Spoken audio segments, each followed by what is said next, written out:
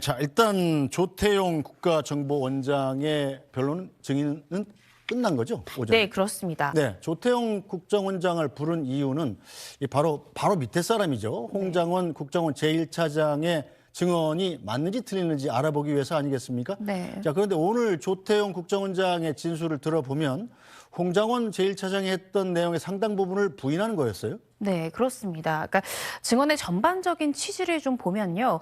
홍 전 차장의 이 증언 내용은 거짓인 것 같다라는 것으로 요약해 볼 수 있을 것 같습니다. 그렇게 판단했던 이유에 대해서 이 증인으로 출석했던 조태용 이 국가정보원장도 몇 가지의 근거를 댔는데요. 첫 번째는 이 홍 전 차장이 대통령으로부터 이 체포 지시를 체포 명단을 받았다라고 이야기했던 이 계엄선포 당일 11시 06분경에 공터에서 그런 전화를 받아서 글씨를 휘갈겼었다라고 이야기를 했는데 CCTV를 살펴보니까 해당 일시에는 공터가 아니라 홍 전 차장이 자신의 청사 안에 있었다는 겁니다. 그리고 지금 현재 언론에 공개된 메모 같은 경우에도 홍 전 차장이 그날 바로 휘갈겨 쓴 것이 아니라 그 다음 날 자신의 보좌관에게 어제 들었던 부분에 대해서 다시 한번 상기하면서 똑바로 적어봐라라고 하면서 그 당시가 아니라 그 다음 날에 이 보좌관을 통해서 제작성한 거라는 거죠. 그렇게 이 메모 자체가 여러 번 작성됐다라는 점을 들어서 홍 전 차장의 증언 내용이 사실로 좀 보기 어렵다라는 것이 이 조태용 원장의 증언의 취지입니다. 네, 자, 조태용 원장이 이런 얘기를 하자 윤석열 대통령이 마이크를 당겨서 조태용 원장한테 좀 직접 질문할 수 없냐 이렇게 재판관한들한테 물어보게 됐다고 그래요. 네, 그렇습니다. 이 메모가 굉장히 중요합니다. 왜냐하면 홍 전 차장의 주된 증언을 뒷받침해 줄 수 있는 것이 바로 이 메모거든요. 실제로 이 홍장원 전 차장의 증인신문 당시의 재판관들이 그 메모의 내용에 대해서 세세히 또 직접 묻기도 했습니다. 그만큼 중요 증거인데 이 메모 관련해서 이 조 원장의 이 진술이 나오려고 하자 윤석열 대통령이 변호인과 이야기를 나누고는 직접 신문하고 싶다라는 의사를 밝혔습니다. 그렇지만 이 운영배 현재 소장 같은 경우에 소장 권한대행 같은 경우에는 이 부분에 대해서 직접 신문을 허용하지 않았습니다. 그 이유가 사실은 국회 측에서는 가림막이랄지 아니면 피청구인이 퇴정한 상태에서의 이 증인 신문이 이루어져야만 증인들이 어떤 정신적 평온을 유지하면서 증언할 수 있다. 그런 요청도 있었지만 우리가 그렇게 될 경우에 불공정한 또 증인 신문이 될 수 있어서 부득이 피청구인이 배석한 상황에서 진행을 하는데 그런데 직접 신문은 좀 곤란하다. 왜냐하면 피청구인의 영향력이 미칠 수 있기 때문이다라고 거부를 했고요. 결국에 윤석열 대통령 직접 신문은 할 수가 없었고 변호인을 통해서 간접적으로 질문을 하는 방식을 택했습니다. 네, 자, 조태용 국정원장은 윤석열 대통령 측에서 신청한 증인입니다만 국회 측도 이제 신문을 당연히 했는데, 자, 윤석열 대통령이 계엄 당일날 이 조태용 원장한테 전화를 하게 된 배경에 대해서도 집중적으로 캐물었어요? 네, 그렇습니다. 왜 이 부분이 중요하냐면 그간 윤석열 대통령 측에서는 이 홍 전 차장에게 전화를 했던 이유가 이 원장이 해외에 있는 것으로 알았기 때문에 내가 홍 전 차장에게 전화를 한 것이다라는 것이 윤석열 대통령의 입장이었습니다. 그런데 이 부분에 대해서 좀 진술이 엇갈렸는데요. 조 원장 같은 경우에는 그 계엄 선포 당일에 대통령에게 내가 현재 미국에 있지 않고 내일 미국에 간다. 라는 것을 분명히 밝혔다는 겁니다. 그렇다라고 한다면 대통령이 그간 홍 전 차장에게 내가 직접 전화한 것은 조 원장이 부재한 줄 알아서 내가 전화한 것이다라는 진술과 정면으로 배치될 수 있는데요. 이 부분에 대해서도 이제 추궁을 하니까 이 조 원장이 했던 말이 아마 대통령은 내가 내일 미국에 간다, 나 현재 한국에 있다라는 말을 좀 흘려들은 것 같다. 그 부분에 대해서 잘 들어서 듣지 않은 것 같다라는 취지로 진술을 흐리기도 했습니다. 네, 일단 윤석열 대통령 측을 좀 약간 감싸는 듯한 그런 진술 태도였는데, 자, 조태용 국정원장은 이제 국무위원이 아니지 않습니까? 그래서 당연히 국무회의 참석 대상도 아닌데 이 비상계엄 국무회의에 참석했었어요. 자, 이 국무회의에 대해서는 어떻게 얘기했습니까? 이 국무회의에 대해서는요, 본인을 부른 이유에 대해서 이 계엄 시의 국가 안보 상황 때문에 대통령이 국무위원도 아닌 이 국정원장이 나를 불렀다라고 생각했다라고 그 배경을 이야기를 했습니다. 그러면서 이 국무회의 당시에 비상계엄 선포에 대해서 찬성한 인원이 있었느냐라는 질문에 대해서는 찬성한 국무위원은 없었다라고 답했습니다. 이 증언 내용은요, 김용현 전 국방부 장관은 분명히 1차 이 변론 기일 때 이 국무회의 당시에 찬성한 국무위원도 있었고 반대한 국무위원도 있었다라고 이야기를 했는데 이 김용현 전 장관의 증언과 정면으로 배치되는 진술입니다.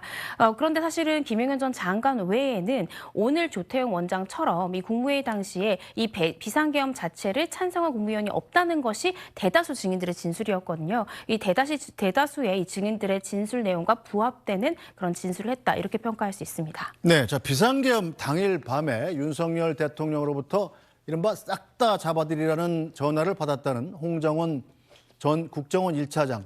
이 구체적인 체포 명단을 방첩사에게 전해 들어서 조태용 원장에게 모두 보고했다 이렇게 증언했었습니다. 자 그런데 조태용 국정원장은 체포 지시 보고를 받지 못했다고 말했습니다. 이 두 사람의 엇갈리는 증언 함께 들어보겠습니다. 홍장원 차장이 정무직 회의에서나 아니면 저하고 따로 면담을 할 때 대통령이 체포 지시를 즉 싹 다 잡아들이라는 얘기를 했다는 말을 한 적이 없습니다. 그다음에 방첩사를 지원하라고만 대통령이 말씀을 했는데 방첩사가 정치인들을 체포하러 다닌다는 얘기도 저한테 하지 않았습니다. 대통령께서 방첩사를 지원하라고 합니다. 라고 하니까 아무 말씀도 없었습니다. 그래서 제가 사실은 조금 좀 놀라시라고 근데 방첩사에서 지금 이재명하고 한동훈을 잡으러 다닌답니다. 라고 말씀하시니까 다소 의외의 답을 받았습니다. 내일 아침에 얘기하시죠. 그래서 아니 지금 내일 아침에 말씀드릴 수 있는 사항이 아니잖아요. 그래서 제가 원장님 그래도 최소한의 업무 방향이나 지침은 주셔야죠. 그렇게 말씀드렸더니 그 앉았던 소파에서 일어나서 가버리셨어요.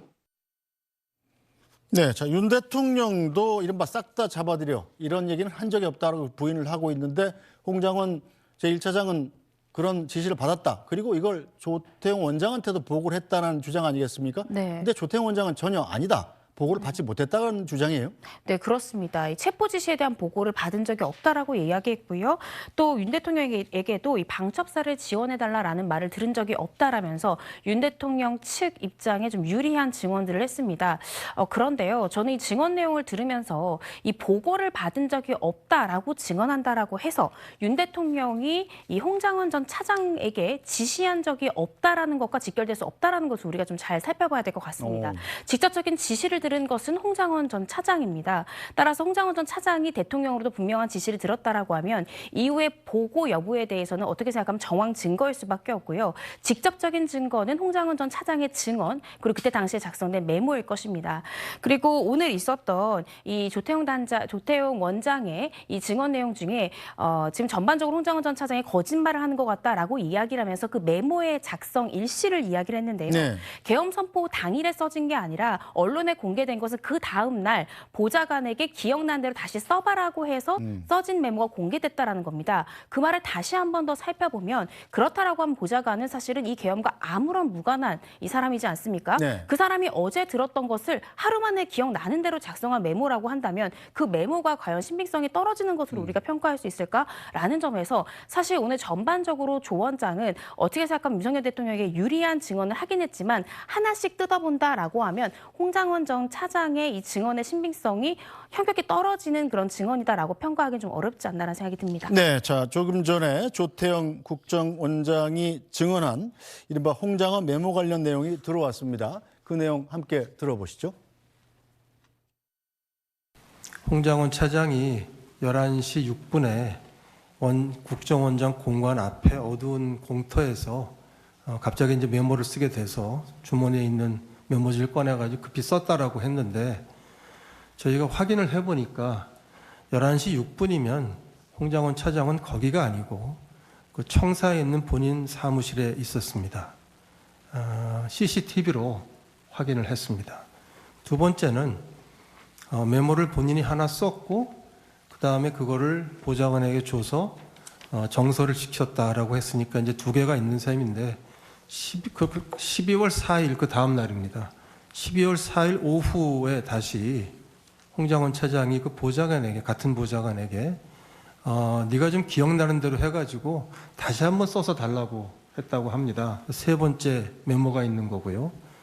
그다음에 이제 그 메모를 썼을 때 보좌관 설명은 자기가 파란 펜으로 그 사람 이름만 쭉 썼다는 겁니다. 방첩사 뭐라고 써 있다. 이런 메모들, 이런 가필이라고 할까요?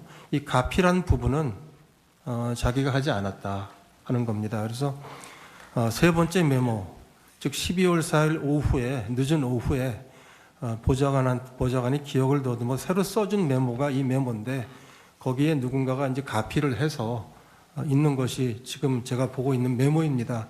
결국 메모가 4가지가 있는 셈입니다. 지난 화요일 아주 구체적으로 설명을 했는데 그 내용의 뼈대가 사실과 다른 겁니다. 네.